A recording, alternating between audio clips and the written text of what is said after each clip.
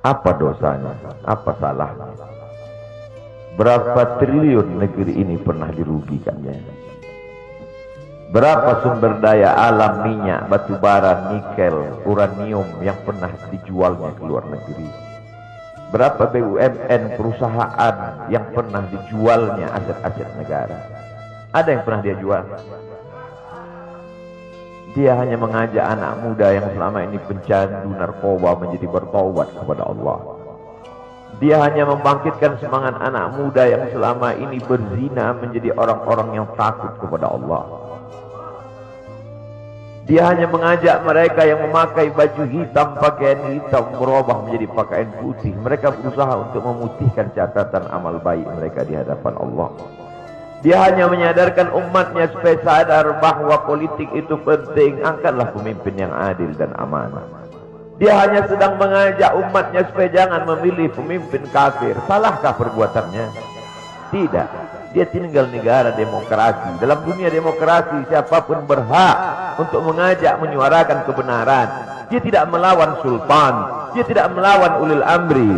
Dia tidak melawan siapapun. Dia hanya melawan ketidakadilan. Hari ini saya berangkat setelah sholat subuh menuju airport, naik pesawat. Setelah naik pesawat, naik mobil. Setelah naik mobil, jalan macet, saya mesti turun naik sepeda motor. Setelah naik sepeda motor pun juga tidak bergerak, jalan kaki. Akhirnya sampai kemari. Dalam hati saya berkata, celaka betul orang yang mengatakan kemarin katanya tidak ada akan menyambutnya. Sudah 3 hari, saya pikir 3 hari tidak ada orang lagi. Saya akan datang bisa duduk berdua dengan beliau. Saya tidak datang mau ceramah, saya tidak datang mau tausiah, saya tidak datang mau tablik akbar. Ternyata yang menyambutnya seramai ini, sebanyak ini. Orang berjalan kaki, anak-anak muda berjalan kaki, orang tua, ibu-ibu duduk di pinggir jalan. Apa yang membuat mereka datang kemari? Satu, cinta. Lahu baru ni'aliha ahabbu ilayya wa asfadi balwaha, kata Qais. Debu yang menempel di sandal Laila lebih dapat menghilangkan rasa sakit dan duka. Hanya cinta kepada Laila, apalagi cinta kepada zuriat Nabi Muhammad sallallahu alaihi wasallam. Andai engkau orang alim, andai engkau hafal kitab, andai engkau mengerti kitab kuning, banyak ilmumu, tapi ada kebencianmu kepada ahli bait Rasulullah SAW, hilang keberkahan ilmu. Andai engkau punya derajat seperti seorang wali, andai engkau diangkat Allah sebagai wali, maka jatuh derajat kewalianmu hanya karena kebencianmu kepada ahli bait. Apa kata Kiai Haji Maimun Zubair? Ahli bait itu seperti Quran yang lapuk. Andai ada ahli bait itu yang nakal, yang jahat sekalipun, dia tetaplah seperti Quran yang lapuk. Quran yang buruk, andai titiknya sudah tidak ada lagi, tak akan mungkin kau akan buang. Kau tetap juga akan jaga dia, kau akan cium dia. Kenapa? La yamassuhu illal mutahharun. Allah yang mensucikan. Seorang sahabat Nabi disuruh membuang air bekas daripada bekam Rasulullah SAW. Buanglah ini, kata Rasulullah. Lalu kemudian beliau pergi ke belakang. Setelah itu dia datang lagi menghadap Rasulullah SAW. Rasul tahu apa yang dia lakukan, karena Nabi dapat wahyu. Nabi terbuka hijab, tapi Nabi ingin bertanya kepada dia. Bukan Nabi tidak tahu, Nabi tahu, diberikan Allah pemberitahuan. Nabi ingin memberitahu siapa yang tidak tahu. Kemana darah bekam tadi kau buat, kata Nabi. Ku minum ya Rasulullah. Mengapa engkau minum?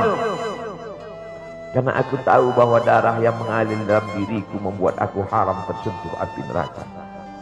Mengalir darah itu dari dia kepada Sayyidatuna Fatimah, dari Fatimah kepada Sayyidina Al-Hasan, dari Sayyidina Al-Hasan ada juga kepada Sayyidina Al-Husain, dari Sayyidina Al-Husain kepada Sayyidina Ali Zainal Abidin, dari Zainal Abidin kepada Sayyidina Muhammad Al-Baqir, dari Sayyidina Muhammad Al-Baqir mengalir darah itu kepada Sayyidina Ja'far Sadiq. Dari Ja'far Sadiq mengalir kepada Sayyidina Ali Al-Uraidi. Dari Ali Al-Uraidi mengalir darah itu kepada Sayyidina Muhammad An-Naqib. Dari Muhammad An-Naqib mengalir darah itu kepada Sayyidina Isa sampai kepada Sayyidina Ahmad bin Isa Al-Muhajir.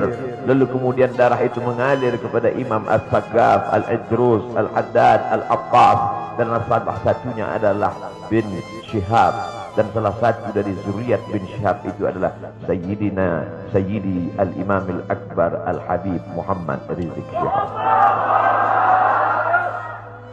Kalau mau hidup tenang, beliau sudah tenang dengan anak menantunya, dengan cucunya, dengan ilmunya. Beliau meraih gelar LC dari Universitas Imam Muhammad Ibn Saud. Dia cukup dengan majlis-majlis maulidnya cukup. Mengapa dia bersusah payah? Mengapa dia mesti kena fitnah? Dia hanya mengikut darah Sayyidina Al-Husain.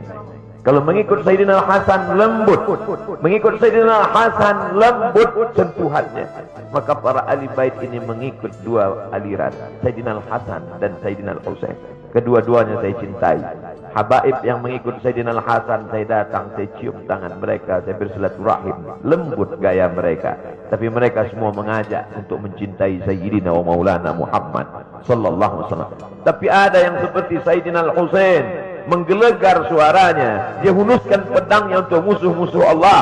Keduanya adalah sama-sama diridhai Allah. Innal Hasan wal Husain sayyida syababi ahli jannah. Yang mencintai Sayyidina Al-Hasan, mencintai Sayyidina Al-Husain, yang mencintai zuriat mereka, keturunan mereka, maka dengan cinta itu bekal kita menghadap Rasulullah sallallahu alaihi wasallam. Andai aku dihadapkan nanti menghadap Allah, tahajudku tak sebanyak Imam Ahmad bin Hanbal, 300 raka'ah fil yaumi wal lailah, 300 rakaat sehari semalam. Andai aku dihadapkan kepada Rasulullah sallallahu alaihi wasallam, maka jihadku tidak sebanyak Sayyidina Khalid ibn al-Walid. Setiap jengkal kulitnya, setiap tetes darahnya tak lepas daripada tebasan tombak, anak panah dan pedang. Andai aku dihadapkan kepada Sayyidina Maulana Muhammad sallallahu alaihi wasallam, amalku tak sebanyak Abdurrahman ibn Auf. Lalu apa bekalmu, hai Abdul Somad? Adakah ceramah-ceramahmu itu bisa kau jadikan bekal menghadap Allah? Tidak. Sebagiannya sudah diambil oleh tatapan mataku melihat berapa subscriber, follower, dan viewer. Abdul Somad mungkin habis amalnya sudah riya. Satu-satunya yang akan kujadikan bekal menghadap Rasulullah hanyalah aku pernah mencintai keturunanmu. Aku pernah mencintai zuriat.